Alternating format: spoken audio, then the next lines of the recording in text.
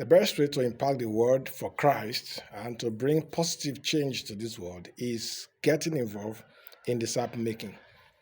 I can assure you, when you start making disciples, helping other people to be true disciples of Jesus Christ, you can really spend your life well and make great impact. Jesus, before he left, gave the command to his church. And what was it that he asked the church to do?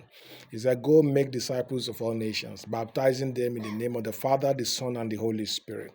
And why would Jesus give that assignment to the church? Because Jesus knows that that's the answer to the world situation.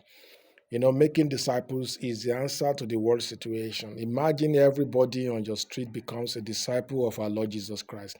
All of them could hear from Jesus. They could not only listen, they could obey Jesus. They are loyal to Jesus and they know how to resist the devil. And how do you think that street will look like? So the command, the assignment Jesus gave to the church is to go help people, every nation, to become true disciples of Jesus Christ. People who can hear from Jesus, obey Jesus, and resist the devil every day of their life. People who are loyal to Christ Jesus and accept Jesus as their King and as their Lord. So this is exactly what Jesus wants you to do. This is what he wants me to do. This is what he wants the church to do. He's not just asking us to go and make converts. He's not just asking us to go and baptize people. He's not just asking us to go and be teaching people the Bible. He's asking us to go help people become true disciples of our Lord Jesus Christ. And when you connect yourself to this assignment and get involved in discipling people, not even talking about discipling crowds, you can focus on one or two people discipling them. Even in a year, you will have made a bigger impact than gathering crowds of people all over who have not become disciples of our Lord Jesus Christ. The best way to use your life is to disciple someone for the Lord Jesus Christ. I remember some years ago, a few years ago, I was in a church service on one Sunday morning. A brother came attending the church service for the first time. And after, he walked up to me and asked, did I really remember him? And I said, no, I could not remember this face. And now he reminded me of incident that had happened so many years ago when he was in the junior class. I was also in the senior secondary school at that time. I've not even entered the senior secondary school. I was also in the junior school, but I was senior to him.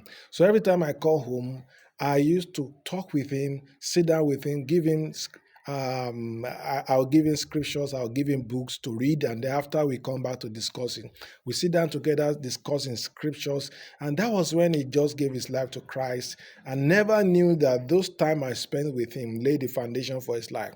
So on the day he came, he saw me in the church and he was so happy and he was thanking me and he said, sir, do you remember those years were the foundation for my Christian life? He said those things he received from me those times, they kept him in his faith till the time he met me. As at the time I saw him, he was already a leader in the church and he was already helping a lot of people to know God. He told me, he said, those things became the foundation for his life. He said, everywhere he went to, every church he attends, nothing could move him from that foundation.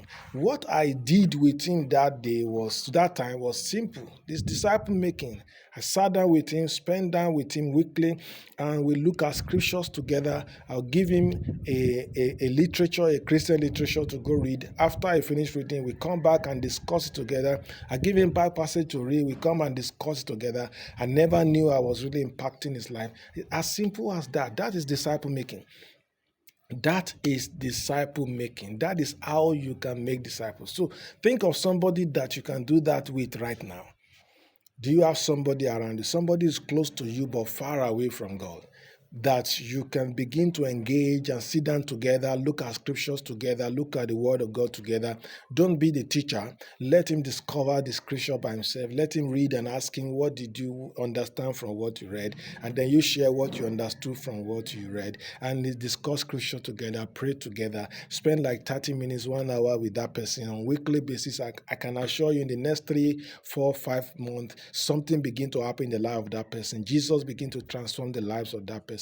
And before you know, you're already making disciples. And I can assure you that you'll be so happy doing that because your life will have made a greater impact that you never could think that your life could make.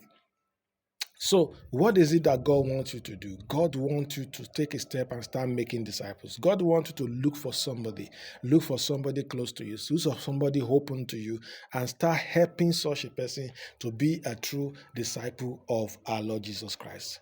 I don't know what is it that you have learned about God and His will in this video. What is the will of God? And I would like you to comment what you have learned about God and His will in this video. What is it that challenged you? You can put it in the comment section. What is it that challenged you? And what will you begin to do differently from today? And I want to also think of somebody that you can share this truth you have learned today with. It's important for you and I to start making disciples. I'm Victor Olajesu. And I want to comment what impacted you in this video. Follow for more. God bless you.